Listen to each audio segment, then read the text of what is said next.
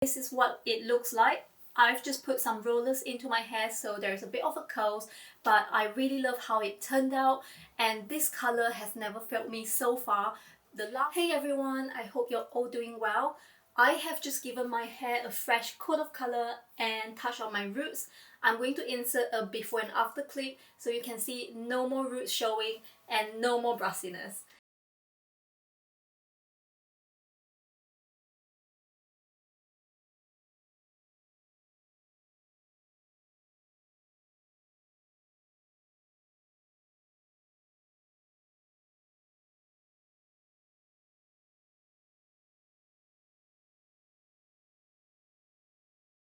So to give you a bit of a background story, I have been going to the same hairdresser for the last 5 years or so, every 4 months, and on average each visit would cost me about £100. Then during the COVID-19 lockdown period, my roots was growing to the point where I couldn't stand it anymore. I've decided to get my own professional hair dye and peroxide to do my own DIY hair colouring at home. I was very pleased with how it turned out, and after doing a little bit of calculation, I've realized how much money I've saved by doing my own hair colouring at home and not going to the hairdressers. I have recorded the step-by-step process of how I DIY my own hair colour at home. Hopefully that might help you and save you some money from going to the hairdressers. The hair dye that I'm using is a professional hair colour by Wella, and it is from the Koleston Perfect range, which is great if you are after a rich natural hair colour. And the shade that I'm using is 697, which is described as a dark brunette blonde. I'm going to explain later on what the numbers mean, just for your reference in case you want to use the same hair colour as me. And the developer that I'm using is also by Wella, and it is in 12%, which would give me a lift in colour of about 4 levels from my natural black hair. So this is my third day hair.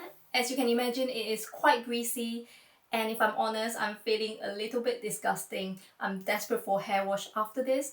However, this little trick I've learned through years of having my hair coloured, and that is to go in with slightly greasy hair, because that way the hair dye will attach to your hair follicles better and you get a more vibrant result afterwards. The hair colour that I'll be using today is the Koleston Perfect range by Wella, which is a permanent hair dye, and it is what my hairdresser used on me previously before lockdown, and I'll be using the Wella developer as well in 12%.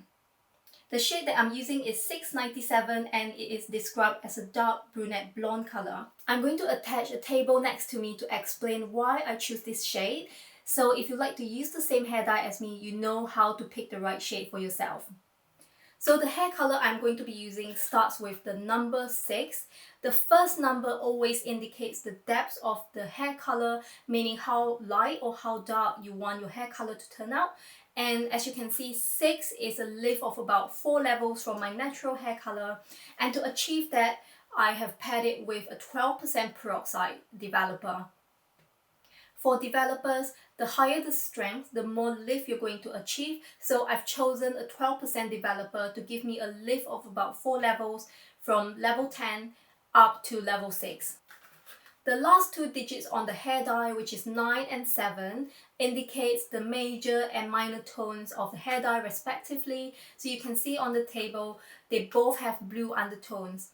The reason why I've chosen this shade is because there's a lot of orange in black hair, and I feel like the blue tones will neutralize the brassiness nicely. Firstly, I mix the hair dye and the developer into a plastic bowl with the ratio of 1:1, so 1 tube of hair dye to 1 bottle of developer.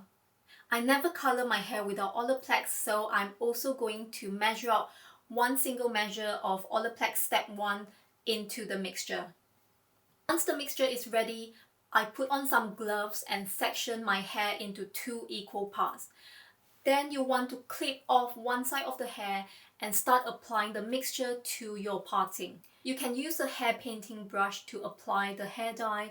However, I feel that a comb works equally well, and I use the same comb to section my hair little by little so that the color goes on evenly.